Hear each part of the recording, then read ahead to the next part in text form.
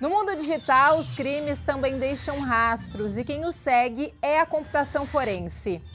Nessa edição do Código Aberto, vamos falar como especialistas analisam dispositivos digitais para encontrar provas em investigações criminais, cyberataques e fraudes corporativas.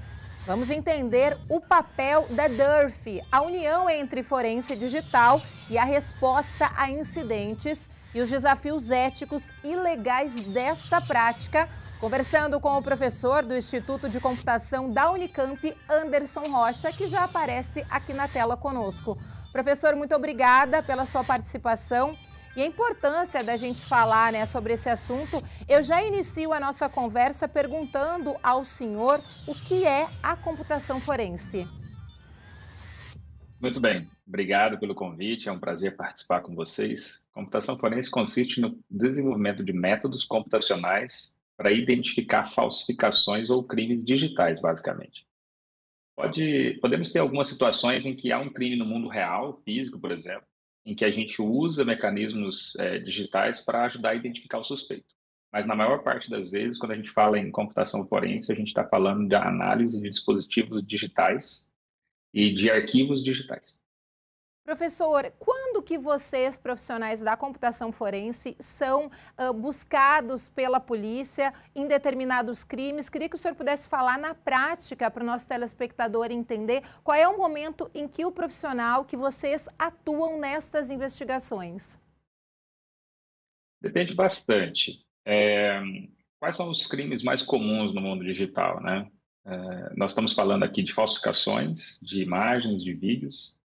De alguns anos para cá, nós temos bastantes casos de ameaças online. Então, por exemplo, alguém mandando mensagens ameaçando outras, né? Se passando por outras pessoas, que são chamados deepfakes. Então, nesse caso, a maior parte das vítimas são mulheres, cerca de 80% a 90% das vezes as vítimas são mulheres, que são colocadas em vídeos de pornografia, por exemplo. Outras vezes as vítimas são crianças, que são colocadas em filmes de pornografia infantil. Nós temos casos bastante comuns também em política, em que políticos são colocados falando ou fazendo coisas que eles não fizeram ou falaram. Também um caso de deepfake. Montagens de fotografias são bastante comuns. E também nós temos situações em que há golpes, né? Golpes digitais por mensagens, por exemplo, no celular, chamados phishings. São situações em que tem se acumulado, tem aumentado bastante nos últimos anos. E as ferramentas que nós desenvolvemos ajudam a justamente identificar esse tipo de ação.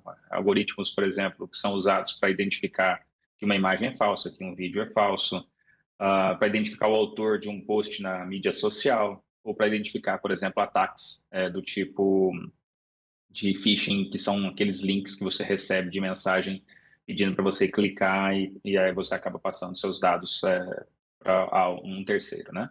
Então, são soluções que nós desenvolvemos aqui. O laboratório existe desde 2009, é um laboratório de inteligência artificial, basicamente. As soluções que nós desenvolvemos são soluções de inteligência artificial, justamente para ajudar peritos e especialistas nesse tipo de trabalho. Então, quando é que eles nos convidam, por exemplo? Quando tem casos que realmente as soluções que nós desenvolvemos ainda não são capazes de encontrar uma solução direta, né?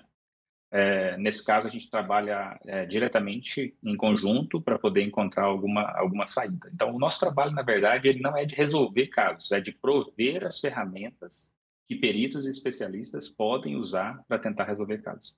Professor, e a gente pode dizer que existe, a gente sabe que muitos trabalhos existem uma cronologia de trabalho. O primeiro momento, quando vocês são acionados, como é que vocês iniciam esse trabalho?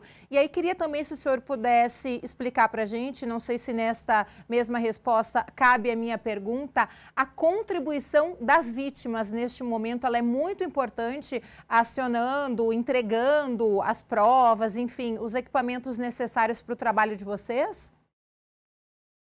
Essa é uma excelente pergunta. No caso da nossa parte, nós fazemos a pesquisa em si. Então, nós nunca lidamos diretamente com as possíveis vítimas. Quem faz esse trabalho são os peritos, é a polícia. Nós apenas quando colaboramos, recebemos os objetos digitais, sejam vídeos, arquivos, imagens, né? E aí, quaisquer perguntas que a gente tenha para esclarecer qualquer situação, a gente tem que perguntar para os nossos colaboradores da própria polícia, da própria perícia. Então, como o nosso trabalho principal é desenvolver soluções, é fazer a pesquisa científica, nós não lidamos diretamente com o caso. Nós ajudamos nos casos, mas não lidamos com as vítimas. Até para preservar a questão da confidencialidade delas, né? Professor, e o que diferencia a computação forense da cibersegurança tradicional? Existe uma diferenciação grande? Existe uma diferença? Existem algumas diferenças. Na verdade, forense, toda vez que você fala em um trabalho forense, você está falando de um processo após um evento. Então, por exemplo, já aconteceu um crime, já aconteceu uma ameaça, já aconteceu uma difusão de um documento falso. Então, o trabalho da forense é identificar quem fez, como fez e se é realmente falso aquele documento. Cibersegurança, ele lida mais com eventos do tipo invasão. Então, o objetivo principal da cibersegurança é trazer a segurança antes do evento acontecer. Então, por exemplo, você tem um servidor, um conjunto de servidores, você vai instalar políticas de cibersegurança e monitores, de modo que se alguém tentar invadir aquele sistema, você vai identificar a tempo. Então, essa é a parte mais importante da cibersegurança. Se por um acaso alguém invadiu o sistema, aí o evento aconteceu. Aí, a partir desse momento, o que você vai utilizar são técnicas de forense para identificar como, quando e quem fez. Professor, e como que a gente explica o trabalho de vocês, profissionais da computação forense, dos laboratórios, do laboratório específico, do início ao fim? O senhor já antecipou um pouco para a gente, né, a questão no momento em que vocês são acionados pela polícia, pelos investigadores, o momento que vocês iniciam essa atuação, até chegar na conclusão de que o culpado, enfim, as pistas que levam a auxiliar no trabalho da investigação policial. Nós temos dois momentos importantes, né? O primeiro momento é que, independente de qualquer caso que chegue para a gente tem que desenvolver soluções. Então, a gente tem que desenvolver os algoritmos, treinar esses algoritmos. Vou dar um exemplo. Suponha que a gente queira desenvolver uma solução para identificar suspeitos a partir de imagens de CCTV. Então, você tem, por exemplo, um conjunto de 30, 40 câmeras e você tem um suspeito que você dá uma imagem, uma foto dele, e você quer achar ele em todos os momentos que ele apareceu nessas 30, 40 câmeras. Isso, independente de qualquer caso, a gente tem que treinar esses algoritmos e desenvolver a solução. Pronto, agora suponha que nós tenhamos uma solução desse tipo. Se futuramente aparecer algum caso para ajudar na localização de suspeitos, como aconteceu recentemente junto numa colaboração com o Ministério Público, nesse caso, os dados são enviados em parceria com a instituição, nós analisamos com o algoritmo, com as técnicas que nós já tivermos desenvolvido. Então, o processo do nosso lado tem essas duas etapas. Tem uma etapa que funciona independente de caso, a gente tem que desenvolver cada vez mais soluções, pensando nos problemas mais comuns em termos de mundo digital. E quando acontece um determinado caso, a gente vai tentar ver qual das nossas ferramentas mais se adequa àquele caso para ajudar a perícia. Mas, no nosso caso, quase sempre, todas as soluções que nós fazemos são colocadas gratuitamente e são disponíveis para qualquer perito, qualquer escritório de investigação avaliar. Então, o que acontece muito é que, independente do caso, várias perícias, várias unidades de perícia pelo Brasil e de fora do Brasil entram em contato pedindo acesso a essas ferramentas. E aí, quando acontece algum caso, primeiro eles tentam resolver internamente. E aí, se precisarem de alguma ajuda, eles nos contactam. Professor, o senhor dando essa explicação, eu vou agora perguntar para o senhor, vou questioná-lo na seguinte pergunta. Os avanços tecnológicos, a gente sabe que hoje em dia, quanto mais nós nos aprimoramos, e vocês como profissionais forenses, os criminosos também se aprimoram. E por isso a importância de vocês, aí o senhor deu um exemplo muito importante para o telespectador entender, de vocês, mesmo sem terem um crime, né, sem terem uma solicitação, vocês estarem em busca de aperfeiçoamentos, os algoritmos. Exato, esse é o papel principal da investigação, da pesquisa científica, né? Você tentar se antecipar aquilo que pode acontecer. Então, por exemplo, nós começamos a fazer pesquisa em forense digital, como eu disse, já há 15, 16 anos, quando fundamos o laboratório aqui na Unicamp em 2009.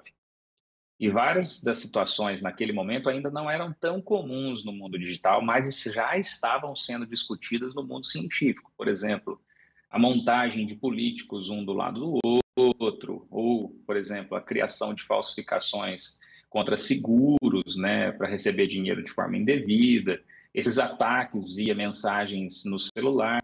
Então, eram coisas que ainda não eram tão comuns, mas que precisavam de soluções, não só no caso do Brasil, como no mundo em geral. E aí, o nosso grupo foi desenvolvendo soluções em parcerias pelo mundo todo, e hoje nós temos um conjunto de soluções disponíveis gratuitamente, né, que podem ajudar bastante em problemas de investigação. Professor, e quando a gente fala dos profissionais, a gente sabe da importância do trabalho de vocês. Qual que é a formação? Como um profissional ele se prepara para estar habilitado, por exemplo, a trabalhar no laboratório, a fazer parte da sua equipe? No caso aqui do Recode AI, nosso trabalho principal é pesquisa científica, né? Então, quem forma o nosso laboratório hoje? Porque nós fazemos pesquisa não só na parte forense, mas também em outras áreas do conhecimento, como saúde, bem-estar, energia, diferentes áreas. Então, basicamente, a formação que nós buscamos são formações complementares. Então, eu preciso de pessoas que sejam, por exemplo, da computação, que tenham conhecimento de programação, uma boa base matemática para fazer programação, mas também a gente seleciona aqui sociólogos, a gente seleciona jornalistas para ajudar na parte de identificação de desinformação, a gente trabalha com pesquisadores da área de saúde, de educação física, engenharia elétrica. São diferentes formações, justamente porque nós temos diferentes áreas para atuar, o que cria um ambiente muito propício para ideias pulsarem, né? Para ideias nascerem. E isso tem sido muito bom. O laboratório hoje é um dos maiores de inteligência artificial da América Latina. Nós temos cerca de 350 colaboradores pelo mundo. Somente na Unicamp, cerca de 180 a 200 pesquisadores, contando alunos de mestrado, doutorado, iniciação científica. Não precisa necessariamente serem alunos da Unicamp, podem ser alunos de outras instituições que colaboram conosco, isso é bastante comum, mas o nosso trabalho principal é pesquisa. Então, são pessoas que tenham vontade de fazer ciência. E quando o senhor fala da equipe, eu vou daqui a pouco falar com o senhor sobre os desafios, mas eu gostaria que o senhor exemplificasse para a gente, já que estamos numa época, né, falando muito da inteligência artificial, a contribuição da inteligência artificial auxiliando os senhores nesse trabalho científico. A inteligência artificial ela chegou para ficar, né? Então ela modifica basicamente a forma como nós pensamos qualquer problema hoje. É a minha área de especialidade, o laboratório aqui especificamente é de inteligência artificial e forense, né? Computação forense é uma das áreas de aplicação. Qualquer problema que nós tenhamos hoje para análise de grandes quantidades de dados, é inevitável você desenvolver e utilizar soluções de inteligência artificial para ajudar justamente a filtrar os conteúdos mais importantes para que um especialista humano possa atuar conjuntamente na solução daquele caso. Imagine, por exemplo, uma situação recente que nós tivemos que ajudar. Nós tínhamos mais de 250, quase 300 horas de gravação de vídeo para procurar um indivíduo específico. Imagina se você tivesse que assistir todas essas 300 horas de vídeo e achar esse indivíduo. Muito provavelmente você ficaria cansado a partir da terceira hora e já não conseguiria ver mais nada. Os nossos algoritmos conseguem filtrar as pessoas mais parecidas com aquela que você está buscando e você reduz, por exemplo, de 300 horas para 2 horas e meia, o que fica muito mais fácil de um especialista humano apenas confirmar se aquela pessoa que ele estava procurando apareceu no vídeo no momento que o algoritmo está apontando. Então, é muito mais fácil. Sem inteligência artificial, isso não é possível. Outras vezes você precisa, por exemplo, treinar um algoritmo para fazer reconhecimento de faces, para ver se o indivíduo é ele mesmo. Como é que você vai fazer isso? Historicamente, peritos, eles analisam vários pontos importantes na face, por exemplo, a distância entre os olhos e a boca, o nariz, o tamanho da boca. Isso era possível ser feito, por exemplo, no passado, em que você tinha 3, 4 suspeitos e você faria uma busca bem limitada. Hoje em dia, muitas vezes, você precisa fazer uma comparação de uma face, por exemplo, com 50, 60 mil outras. Imagine no estádio de futebol, por exemplo, para identificar uma determinada pessoa. Então, A inteligência artificial é essencial justamente nessa possibilidade de permitir a redução do espaço de busca, acelerar o processo, encontrar soluções que um humano não conseguiria diretamente. Mas isso ainda com o humano no loop para poder contribuir. E quando o senhor traz esse exemplo, é importante a gente falar, obviamente, a presença, a participação do humano, né, do trabalho dos profissionais, mas quando o senhor traz esse exemplo, eu estava pensando aqui, a gente mostra a importância da inteligência artificial até mesmo na produtividade, né? Porque a gente sabe que não só no Brasil, mas no mundo todo essa demanda de identificação, aí o senhor traz o exemplo do reconhecimento facial, ela é muito grande, por exemplo, esse que o senhor trouxe dos estádios de futebol, e aí quando tem o trabalho da inteligência artificial, essa produtividade dos profissionais, ela também aumenta e, obviamente, os trabalhos são reconhecidos em menor tempo. Estou correta na minha colocação, professor?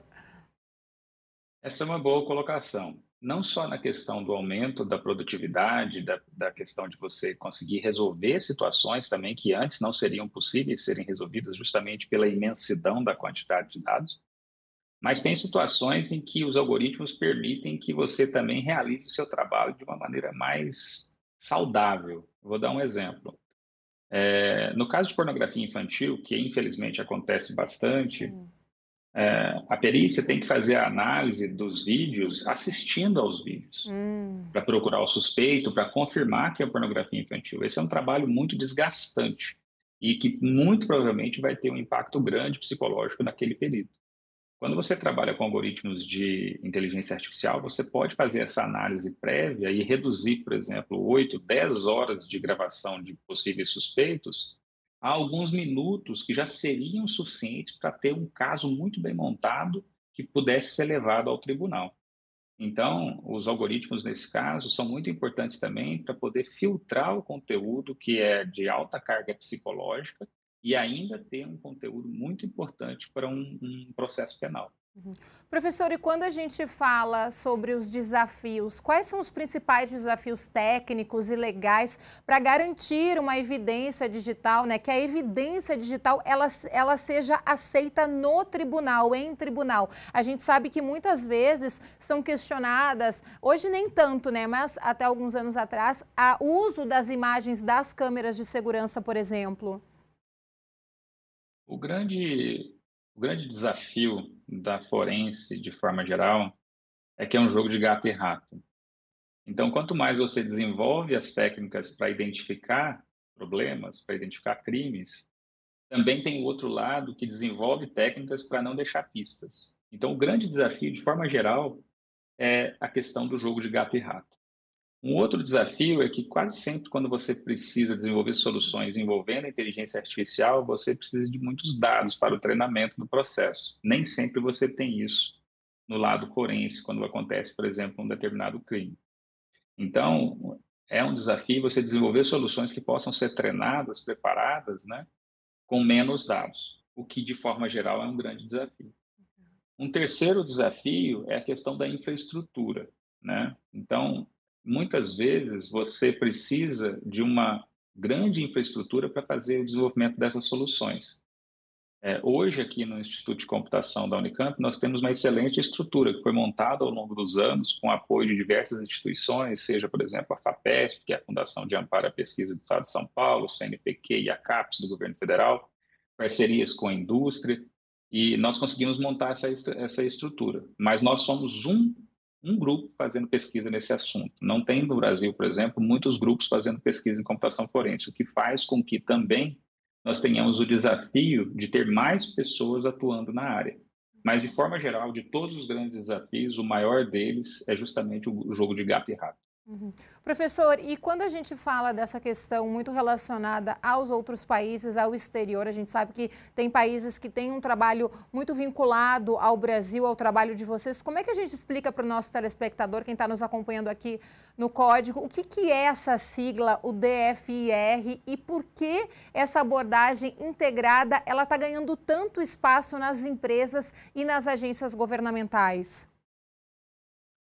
Porque da mesma maneira que você tem esse desafio do jogo de gato e rato, né, em que você sempre atua depois, quando você faz uma abordagem integrada, você tenta identificar no ponto zero, no momento que acontece alguma coisa. Então, o que as empresas, de forma geral, estão vendo é que é muito mais barato e promissor você investir não só na formação dos seus funcionários, com políticas de treinamento, com políticas de ações quando acontece qualquer coisa, com mecanismos para identificar ataques, questões de cibersegurança, contra a engenharia social, por exemplo, aquele indivíduo que liga e tenta conseguir uma senha baseada no que nós chamamos de lábia, né? Uhum. E também preparar os sistemas para que quando aconteça alguma coisa, qualquer tipo de investigação forense seja feito mais rapidamente. Então, isso é muito mais barato do que simplesmente esperar. Porque quando acontece um incidente, ele pode ser muito caro para a instituição. Então, é mais barato você investir na formação, no treinamento, nos softwares para poder fazer análise de monitoramento em cibersegurança e também para depois, quando acontecer qualquer coisa, você gravou os dados necessários para que uma análise forense possa ser efetiva.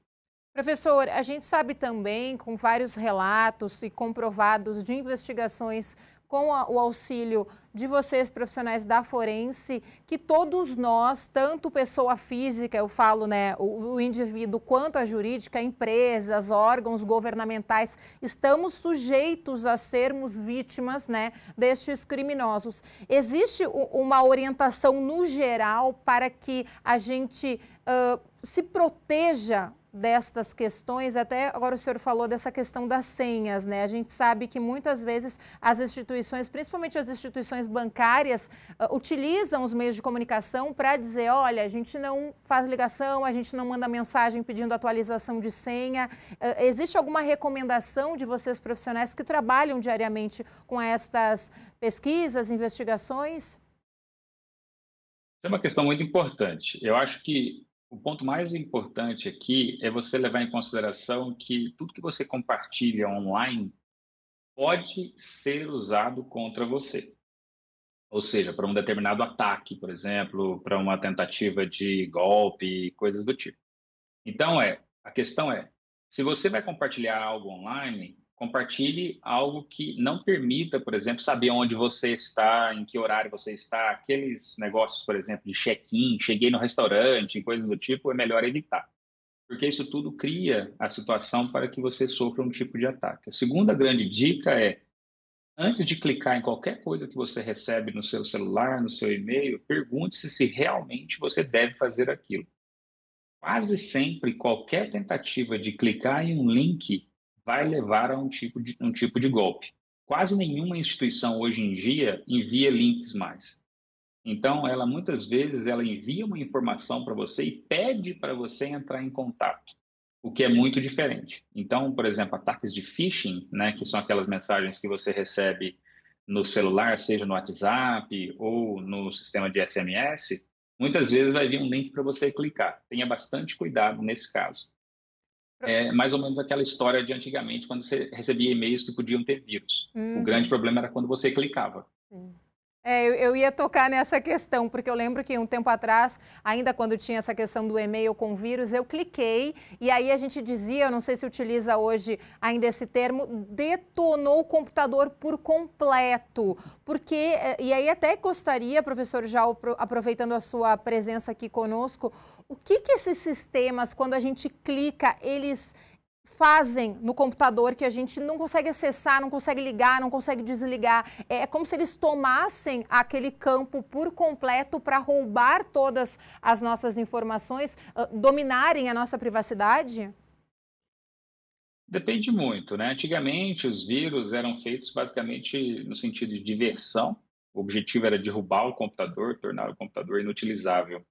Só que hoje em dia isso não é tão comum mais. O mais comum hoje é alguém tentar instalar algum aplicativo remotamente no seu computador para conseguir suas informações pessoais e, eventualmente, informações financeiras. Então, não é o objetivo deles destruir o seu computador mais. O que faz com que fique mais difícil para você descobrir que foi instalado. Porque Hum. antigamente, se você pegava um vírus, o computador ficava inutilizável, você sabia que alguma coisa estava errada.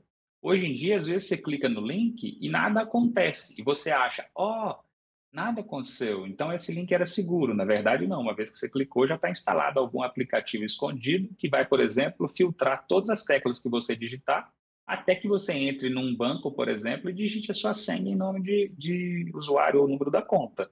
Então, o objetivo deles, às vezes, é esse. Uma outra situação é quando alguém quer descobrir alguma informação importante, por exemplo, em espionagem industrial. Então, as Hum. vítimas aqui são os funcionários de uma determinada empresa, também com o objetivo de pegar o que é digitado, o que é transferido, né? Então, o objetivo é ter o controle do computador alheio para algum benefício próprio, não necessariamente destruir o sistema alheio, como era no passado. Professor, e quando a gente fala sobre essa questão que o senhor trouxe, aí entra a questão do que chamam de sequestro digital, que as empresas ficam sem poder utilizar os arquivos ou sem poder acessar. Esses dias eu assisti a um filme que está muito evidente agora nisso, que teve um ataque cibernético num determinado país e aí depois aconteceu um sequestro digital. Aí, obviamente, né, as empresas responsáveis, toda a investigação forense atuou e depois de 10 dias foi, né, capturado os sequestradores, enfim, mas eles sequestram digitalmente para ter acesso a essas informações? Ou simplesmente para ganhar dinheiro. Então, da Hum, mesma maneira, qual é a ordem lógica de um sequestro? Um indivíduo sequestra outro para que receba alguma coisa em troca. sim. Então, às vezes, esses hackers, eles invadem sistemas computacionais não necessariamente com o objetivo de pegar os dados, mas impedir que a própria empresa tenha acesso aos seus dados, o que faz com que eles possam pedir um resgate e a empresa, sem poder resolver aquilo a tempo e perdendo dinheiro a cada dia que fica sem acesso aos dados da empresa, ela acaba cedendo. Então, isso está se tornando mais comum. Empresas que têm falhas de segurança têm sido vítimas, nesse caso, não é tão reportado, porque obviamente as empresas não querem que outros saibam que ela foi vítima disso, mas a gente tem conhecimento, pela mídia mesmo, de alguns casos recentes, em que houve esse tipo de sequestro e os indivíduos queriam justamente apenas dinheiro. Por isso a gente destaca mais uma vez, professor, a importância do trabalho de vocês, profissionais da forense. Em busca também, a gente pede, né, de investimentos, a gente sabe que é um trabalho que demanda muitos profissionais e quando o senhor traz também esse exemplo do corpo que trabalha, né, de diversas áreas, é muito importante até para o telespectador que está em casa entender, porque às vezes a gente tem na mente que os profissionais que trabalham com a forense ou com a computação são apenas os profissionais ali técnicos que entendem de TI, mas não, aí o senhor traz esse exemplo muito bom. Professor, nosso tempo acabou, infelizmente. Muito obrigada pelas suas explicações. Fiquei muito feliz nessa conversa, nesse bate-papo muito enriquecedor para a gente. Muito obrigada mais uma vez. Obrigado mais uma vez pelo convite. Muito obrigada também a você pela companhia. Essa edição do Código Aberto fica por aqui. Até a próxima.